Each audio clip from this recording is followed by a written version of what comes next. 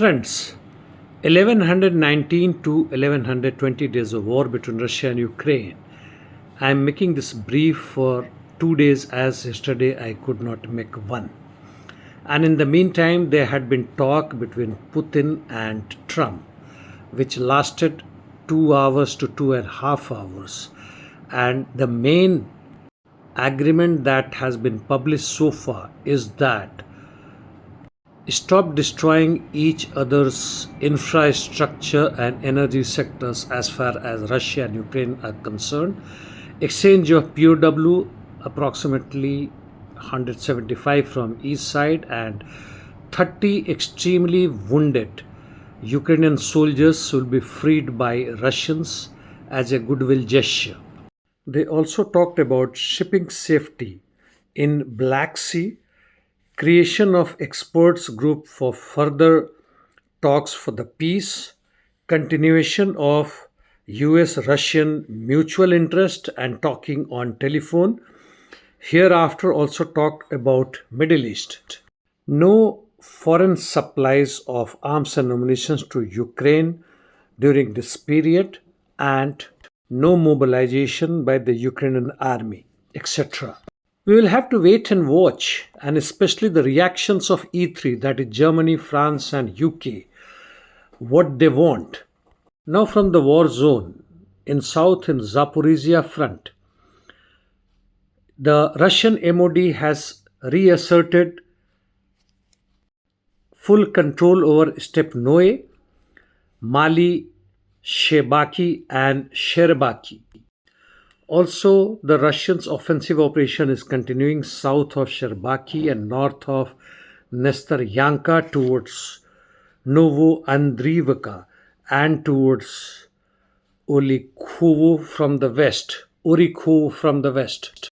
Coming to east in Kurakho sector, Russians' offensive operations towards Alexeyevka from Andrivka is continuing. Fight is close to Bogatyr, Khomar, Utradnoe.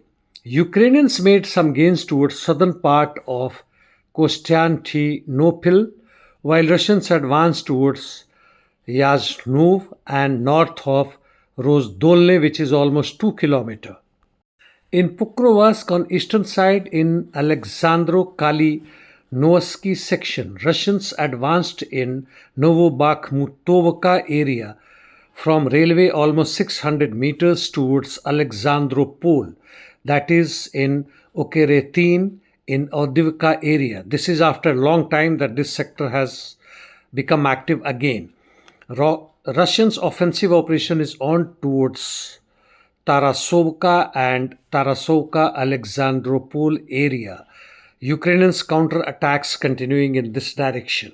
In Dnepropetrovsk section, counterattacks in Uspenovka, which is held 50-50% by both the sides southwest of Nadezhdinka. Russians' offensive operation towards Kotlyarovka and in eastern parts of Preobrazhenka continuing. Russians have advanced almost 600 meters in Troitskoye and Orikhovo sector. In south of Pokrovsk, fight is on in Saranya, Solonkaya gullies. In left flank, Russians regained full control over Kotlino and advanced in Volchany towards east. Russians control Peshanoe. Heavy fight is on for Shevchenko. Zavero, Russians expanded control zone. Torsk, Russians have reversed the Ukrainians' counterattack situation and fight is on in northern and southern city, while Russians' offensive operation is also taking place in Nelipivka and Plashchivka, where they managed to advance marginally. In Chasiv, Russians advanced towards Zavodsky, Zapadny and Novosiverny.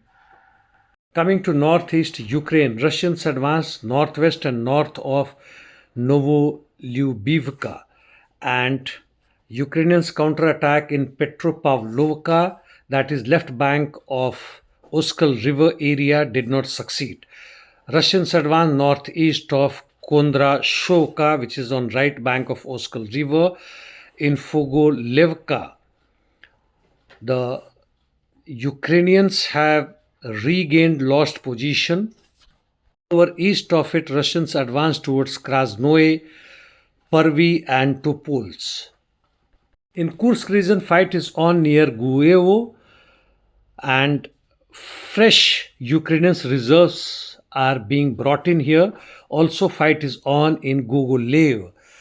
As far as Bosovka is concerned, which is in Sumy Oblast, fight is on and Russians have advanced in the center of it. Coming to Belgorod, Ukrainians, infantry and armored vehicles carried out offensive operation to penetrate into Belgorod region through Grafovka from Sumy region. However, they did not succeed and retreated with losses. Heavy interdiction missions are reported from both the sides. Palestine, Lebanon, Israel, Middle East.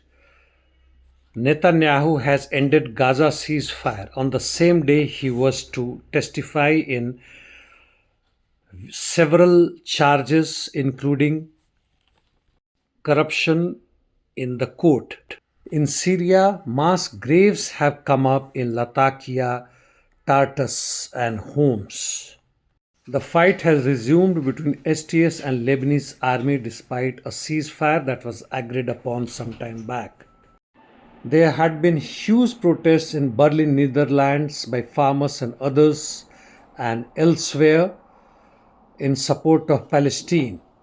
Sudan, as far as Sudanese armed forces are concerned, they are in the center of Khartoum, and the rebellion, so-called RSF, is evacuating from the center. All the eyes are towards Russian-Ukrainian war, the talks between Putin and Trump, and awaited results. Also, what is going to happen in the Middle East. And that's all for the day. Thank you, friends.